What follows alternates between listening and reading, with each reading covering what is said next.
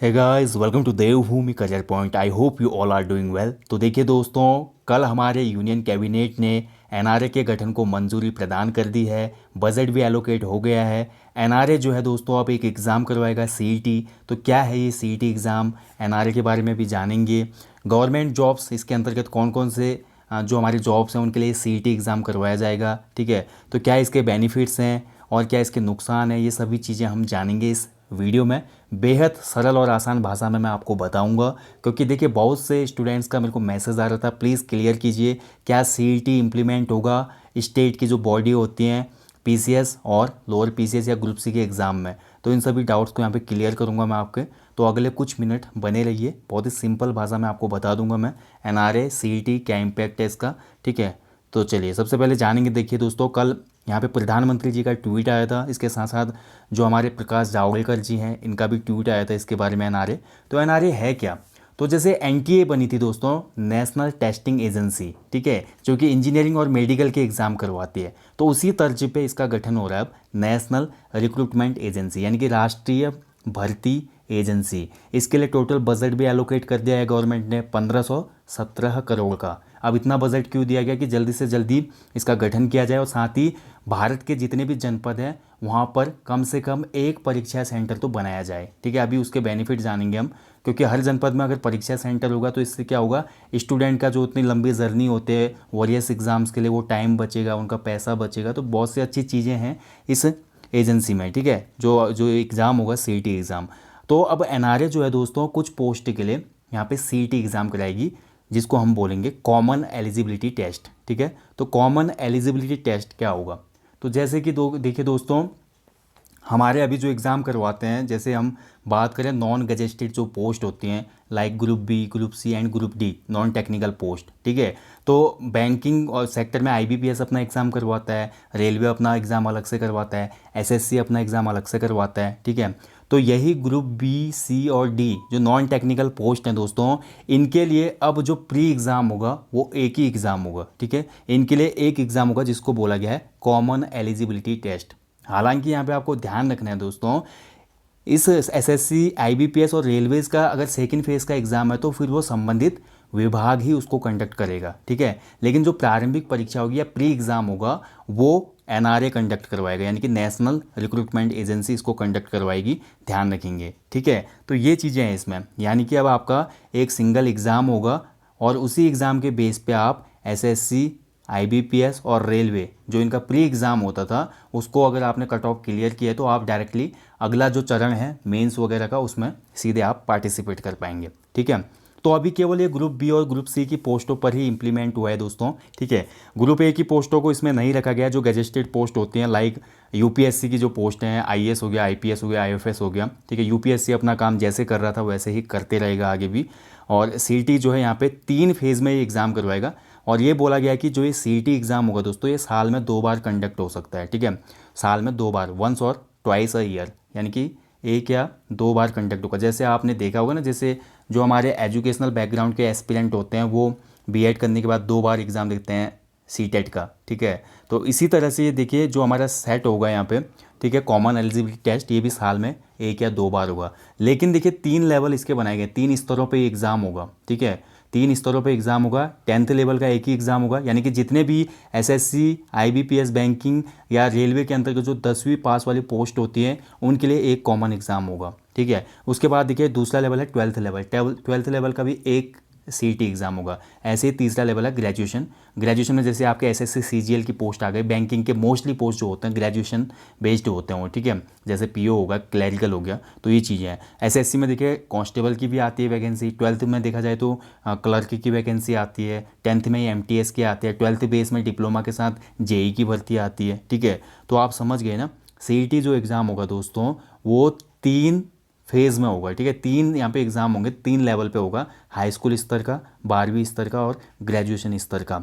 और ये एग्ज़ाम 1 या 2 बार होगा और इसमें आप कितनी ही बार अटैम्प्ट कर सकते हैं। सबसे अच्छी बात यहाँ पे ये बोली गई है कि इस एग्ज़ाम को कितनी भी बार अटैम्प्ट किया जा सकता है। हालांकि जो यहाँ पे पोस्ट आएंगे एसएससी, बैंकिंग, रेलवेज़ की, यहाँ पे जो मैक्सिमम अपर एज लिमिट होगी वहाँ अगर क्रॉस कर लेते हैं आप तो फिर तो नहीं दे पाएंगे, फिर फ़ायदा क्या है इस एग्ज़ाम को देने का। लेकिन ये भी बोला गया है कि गवर्नमेंट के द्वारा अगर सीईटी आप क्लियर करते हैं तो इसका प्रीफरेंस आपको इवन प्राइवेट जॉब में भी मिलेगा, ठीक है। तो ये चीज़ें इसमें रखी गई हैं। अब इसका फ़ायदा क्या क्या है थोड़ा वो जान लेते हैं दोस्तों। इसका जो स्कोर कार्ड रहेगा दोस्तों वो 3 साल तक वैलिड रहेगा, ठीक है। जैसे फॉर एग्जांपल मैं आपको बहुत आसान भाषा में समझाता हूँ दोस्तों, ठीक है। देखिए इस बार सीईटी आया, मैंने सीईटी एग्ज़ाम दिया, ठीक है। सीईटी एग्ज़ाम दिया मैंने, 10th वाला भी दिया, 12th वाला भी दिया और ग्रेजुएशन लेवल वाला भी दिया। बाई चांस मेरा जो इस साल का स्कोर रहा, 10th में मेरा 110 रहा, 12th लेवल वाले में भी 105 के आसपास रहा और ग्रेजुएशन में भी मेरा 100 रहा, ठीक है। और जो एग्ज़ाम के लिए जो नेक्स्ट स्टेप के लिए कट ऑफ जाएगी, अगर मैं वो क्लियर कर रहा हूँ तो ठीक है, अगर नहीं कर पाया तो फिर मैं क्या करूँगा, दूसरा अटैम्प्ट करूँगा। या अगर मैं दूसरा अटैम्प्ट करता हूँ, अगर मेरे को स्कोर बढ़ाना है तो फिर भी मैं दूसरा अटैम्प्ट दे सकता हूँ, ठीक है। पहले अटैम्प्ट में मेरे ये स्कोर आ रहा है सेट में और मेरे को लगता है कि नहीं मेरे को स्कोर को इंक्रीज़ करना है तो मैं फिर दोबारा भी इसको भर सकता हूँ। और अगर मैं नहीं भरता हूँ यहाँ पे दोबारा तो ये स्कोर मेरा अगले 3 साल तक काउंट रहेगा। लेकिन इसमें एक चीज़ ये है दोस्तों कि ये हमें साल दर साल भरना होगा क्योंकि कंपटीशन बढ़ेगा, मे बी जो इसके बेस पे कट ऑफ जाएगी अगले चरण के लिए वो हो सकता है कितनी जाए। तो यहाँ पे एक थोड़ा ये एक प्रॉब्लम आ रहा है कि एक स्कोर पे रहकर हम देख नहीं सकते अगले 3 साल तक। और दूसरी बात यह कि अगर ये एग्ज़ाम केवल एक बार होता है साल में तो थोड़ा टाइम डिले हो जाएगा। जैसे अन्य भर्तियाँ आती रहती है, बैंकिंग की हर दूसरे महीने में आ जाती है, एसएससी की 4-5 महीने में आ जाती है, ठीक है। रेलवेज़ की तो खैर 1 साल में ही आती है। तो यहाँ पर एक ही बार अगर एग्ज़ाम होता है तो थोड़ा एक ये नुकसान है स्टूडेंट्स के लिए कि लंबा टाइम उसको वेट करना पड़ेगा अगले एग्ज़ाम के लिए, ठीक है। लेकिन कुछ फ़ायदे भी हैं, बहुत ज़्यादा फ़ायदे हैं इसके। देखिए जो हमारा एनआरए है दोस्तों वो केवल प्री एग्ज़ाम को कंडक्ट करवाएगा, ठीक है। मेंस से इसका कोई वास्ता नहीं है, मेंस से संबंधित डिपार्टमेंट करेंगे। फॉर एग्ज़ाम्पल देखिए अगर मैंने देखिए एसएससी का 10th लेवल वाला एग्ज़ाम निकाल लिया यहाँ पे, ठीक है। एसएससी का 10th लेवल का सेट निकाल लिया मैंने, क्वालिफाई हूँ उसमें, और एसएससी कांस्टेबल की भर्ती आती है तो यहाँ पे मेरे को डायरेक्टली फिर फिजिकल और मेडिकल के लिए बुलाया जाएगा, ठीक है। यहाँ पे मेरा जो अन्य अगला चरण जो है फिजिकल मेडिकल है।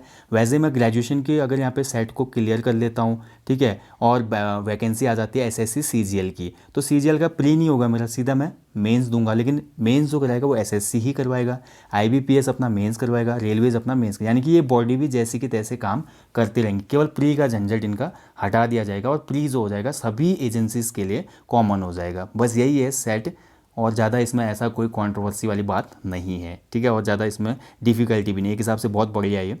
स्कोर जो है मैंने आपको बता दिया 3 साल तक इसमें वैलिड रहने वाला है।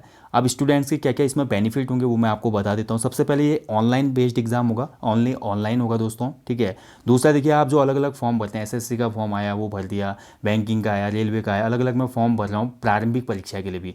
तो एक ही बार फॉर्म भरूंगा उससे मेरे क्या होंगे, पैसे बचेंगे, ठीक है। और दूसरा हो सकता है समय भी बचेगा क्योंकि एग्ज़ाम टाइम पे कंडक्ट होगा। कभी कभी क्या होता है जैसे रेलवे ग्रुप डी देखिए 2018 लास्ट के या 19 के जो फॉर्म थे अभी तक एग्ज़ाम कंडक्ट नहीं हो पाया, 2 साल होने को हैं, ठीक है। एनटीपीसी देख लो कितना लंबा टाइम हो गया, तो उसका यहाँ पे जो टाइम है स्टूडेंट का वो बचेगा, पैसा भी बचेगा।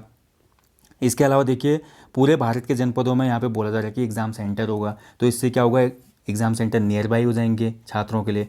फ़ायदा ये मिलेगा कि जो उसका ट्रैवल में टाइम स्पेंड होता है उतना मेंटली स्ट्रेस होता है, ठीक है। बहुत से लोगों को ट्रैवल करना पसंद नहीं होता, उनकी तबीयत भी ख़राब हो जाती है और पैसे के फाइनेंशियली भी उनको प्रॉब्लम होती है। जो पुअर स्टूडेंट हैं, लंबा उनको जाना है तो बहुत से पैसे चाहिए उनको, होटल में रहने का खर्चा है, तो ये सभी चीज़ें बच पाएंगी क्योंकि अपने ही जनपद के आसपास उनको सेंटर मिल जाएगा। मल्टीपल लैंग्वेज देखिए जो हमारी 8th शेड्यूल में 22 भाषाएं हैं दोस्तों, उन 22 भाषाओं में से पहले चरण में 12 भाषाओं में एग्ज़ाम कंडक्ट करवाया जाएगा। ये बहुत अच्छा इनिशिएटिव यहाँ पर लिया गया है एनआरए के द्वारा, ठीक है, काबिल तारीफ़ है। और 22 भाषाओं में अगर होता है तो देखिए अपनी ही मातृभाषा में हम प्रारंभिक परीक्षा दे सकते हैं, कितना अच्छा हो गया यहाँ पे, ठीक है। और देखिए इसमें काउंटलेस अटैम्प्ट्स हैं आपके, जैसा कि मैं आपको बता चुका हूँ, आप कितनी ही बार इसको अटैम्प्ट कर सकते हैं। इसमें ऐसा कोई बाउंडेशन नहीं बताया गया है गवर्नमेंट के द्वारा, जो भी जितनी भी अभी तक ऑफिशियल जानकारी आई है ऐसा कहीं पर लिखा हुआ नहीं है कि आप इतने ही अटैम्प्ट कर सकते हैं। जैसे यूपीएससी में हम केवल 6 अटैम्प्ट दे सकते हैं, ठीक है, तो ऐसा कुछ इसमें नहीं है, ठीक है। तो काउंटलेस अटैम्प्ट्स हैं। अब यहाँ पे बात आती है जो मेन क्वेश्चन आता है दोस्तों, जो मेरे स्टूडेंट का ज़्यादातर क्वेश्चन आया है यहाँ पे, जो हमारा स्टेट पीसीएस है, ठीक है, और हमारा स्टेट जो हमारा अधीनस्थ बोर्ड होता है जैसे हमारा उत्तराखंड का यूके SSSC है, क्या इसके एग्ज़ाम भी इसके अंतर्गत आएंगे? ठीक है। देखिए अभी के लिए सेंट्रल गवर्नमेंट ने ये बोला है कि जो हमारी सेंट्रल गवर्नमेंट की ग्रुप बी, सी और नॉन टेक्निकल जो पोस्टें होते हैं, फिलहाल के लिए केवल ये इम्प्लीमेंट होने जा रहा है एसएससी, आईबीपीएस और आरआरबी में। ठीक है, यानी कि एसएससी, बैंकिंग और रेलवे सेक्टर में। इसके साथ साथ जो सेंट्रल गवर्नमेंट के अपने डिपार्टमेंट हैं, जल्दी ही उन पे भी ये सेट लागू होगा, ऐसा बोला गया है। और यहाँ पे ये स्टेट गवर्नमेंट पे छोड़ दिया गया है कि वो इसको अडॉप्ट करना चाहते हैं या नहीं चाहते हैं। ठीक है, लेकिन मेरे को लगता है कि जल्दी, देखिए अगर सेंटर में ये चलेगा तो उसके बाद जल्दी ही स्टेट में भी ये चीज़ें होने वाली हैं। ठीक है, लेकिन बात की जाए जो मेंस आएगा, फिर वही बात आ गई। अगर देखिए सेट के माध्यम से अगर पीसीएस का प्री भी होता है हमारे उत्तराखंड का, तो मेंस तो हमारे यूके पीसीएस ही कंडक्ट करवाएगा। ठीक है, अगर देखिए UK triple SC group C का एग्ज़ाम करवाता है सेट के माध्यम से, तो फिर यहाँ पे कंपटीशन बहुत ज़्यादा हो जाएगा, क्योंकि डायरेक्टली उसमें वन डे एग्ज़ाम होता है और सिंगल आपका एग्ज़ाम के बाद ज्वाइनिंग हो जाती है बहुत से वॉरियस पोस्टों में। ठीक है, तो ये चीज़ें हैं, लेकिन अभी के लिए स्टेट गवर्नमेंट को या स्टेट जो हमारी बॉडीज़ हैं उनको इससे अलग रखा गया। अभी फ़िलहाल के लिए केवल एसएससी, आईबीपीएस एंड आरआरबी में ये इम्प्लीमेंट होने जा रहा है। ठीक है, और ऐसा बोला जा रहा है दोस्तों कि 2020 के आखिर तक या 2021 तक प्रारंभ में क्या हो जाएगा, ये एजेंसी अपना काम करना शुरू कर देगी। ठीक है, तो ये चीज़ें थी दोस्तों, इसके बारे में जितने भी आपके डाउट्स थे ये आपके आई होप क्लियर हो गए होंगे यहाँ पे। ठीक है, आपका ऑनलाइन एग्ज़ाम होगा, इसमें केवल प्री एग्ज़ाम कंडक्ट करवाएगा यहाँ पे एनआरए। ठीक है, और अलग अलग यहाँ पे क्वालिफ़िकेशन बेस्ड पे अलग अलग एग्ज़ाम होंगे, 10th के लिए अलग, 12th के लिए अलग, ग्रेजुएशन के लिए अलग। और एग्ज़ाम जो होगा साल में 1 या 2 बार होगा, 2 बार हो तो बहुत बेहतर है, मेरे हिसाब से 2 बार करना चाहिए गवर्नमेंट को एग्ज़ाम को। ठीक है, तो ये चीज़ें थी दोस्तों। इसके अलावा भी अगर आपके फिर कोई डाउट क्वेरी रहे हों तो आप कमेंट बॉक्स में पूछ सकते हैं, मैं आपको आंसर कर दूंगा। ठीक है, फ़िलहाल के लिए मैं आपको बताना चाहूँगा जो हमारी स्टेट बॉडीज़ हैं उन पे इसका कोई भी असर नहीं दिख रहा है, लेकिन भविष्य में इनकार भी नहीं किया जा सकता कि इसको अपनाया ना जाए। तो आप लोग सजग रहें, और ऐसा कुछ नहीं है, जो पढ़ने वाले बंदे हैं उनको इसमें बहुत ज़्यादा फ़ायदा होगा दोस्तों। ठीक है, जैसे यूपीएससी में होता है 15 लाख लोग फॉर्म भरते हैं प्रत्येक साल, उसके बाद देखिए जो प्री एग्ज़ाम है उसका ऐसा बनाया जाता है कि जो नौकरी के काबिल लोग हैं वही मेंस तक पहुंच पाते हैं। तो यहाँ पे भी सेम चीज़ हो जाएगी, जो पढ़ने वाले बंदे हैं, जिनके अंदर टैलेंट है, जो ठीक ठाक बच्चे हैं और अच्छी मेहनत करते हैं, तो उनका ज़रूर इसमें सिलेक्शन होगा। ठीक है, सो गाइज़ आई होप आपके डाउट क्लियर हुए होंगे, एंड सेशन में कुछ चीज़ें रह गई होंगी तो पूछ लीजिएगा। Thank you for watching, please do like and share.